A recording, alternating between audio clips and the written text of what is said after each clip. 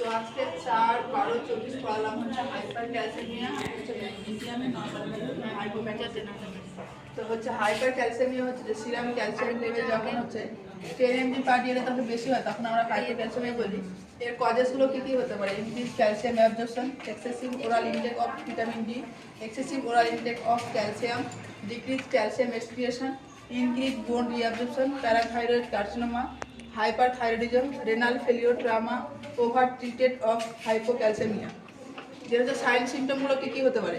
Polyuria, abdominal pain, nausea, vomiting, depression, anxiety, cognitive dysfunction, insomnia, coma, fatigue, increase হচ্ছে gastric production. এর ফলে কী হতে পারে? যে পেপটিক আলসার হতে পারে, অ্যানোরেক্সিয়া অ্যান্ড কনস্টিপেশন।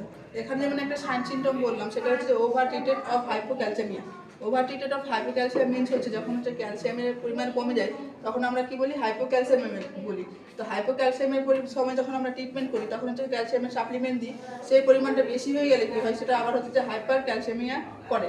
তো সেখানে আমরা কি করবো? ম্যানেজমেন্টের ক্ষেত্রে ফার্স্ট যেটা আছে যে ডিসকন্টিনিউ করবো যে IV calcium and oral medication containing calcium and হচ্ছে ভিটামিন ডি, যেটা হচ্ছে সাপ্লিমেন্ট দিই হাইপোক্যালসিয়ামের ক্ষেত্রে, সেটা কি করবো? আমরা ডিসকন্টিনিউ করবো। ফ্লুইড অ্যান্ড ডায়াবেটিক্স থেরাপি দেবো, সেখানে ইনহিবিট করবো থিয়াজাইড ডায়াবেটিক্স, যেটা হচ্ছে যে কী করবো? যে আমরা বন্ধ করে দেবো, যেখানে হচ্ছে ক্যালসিয়ামের পরিমাণটা বাড়ায়। আর একটা পয়েন্ট লিখেছিলাম এখানে, যেমন হচ্ছে যে ইনক্রিজ বোন রিঅ্যাবজর্পশন, তাহলে সেটা কী করবো? আমরা মেডিসিন দিয়ে সেটা কী করবো? যে রিঅ্যাবজর্পশনের পরিমাণটা কমিয়ে দেবো। সেখানে যে inhibit calcium reabsorption from the bone, সেটা কী দ্বারা কমাবো? যে এই মেডিসিনগুলো দিয়ে আমরা কী করবো? যে সাপ্লিমেন্ট দিয়ে হচ্ছে যে কমাবো, সেটা হচ্ছে ক্যালসিটোনিন, বায়োফসফেনেট, ফসফরাস, এগুলো দিয়ে হচ্ছে যে কমাবো। এটা গেল হচ্ছে হাইপার ক্যালসিয়ামিয়া। দেন হচ্ছে ম্যাগনেসিয়াম। তো ম্যাগনেসিয়ামের নর্মাল ভ্যালু হচ্ছে যে 1.6 to 2.6 mg পার ডিএল। এবার যখনই হচ্ছে যে কি 1.6 mg পার ডিএল থেকে কমে যায় তখন আমরা হচ্ছে যে কি তাকে হচ্ছে কি বলে? যে হাইপোম্যাগনেসিয়ামিয়া বলে। এবং যখন হচ্ছে যে 2.6 mg পার ডিএল থেকে বেড়ে যায় তখন তাকে হচ্ছে যে কি হাইপার ম্যাগনেসিয়ামিয়া বলে।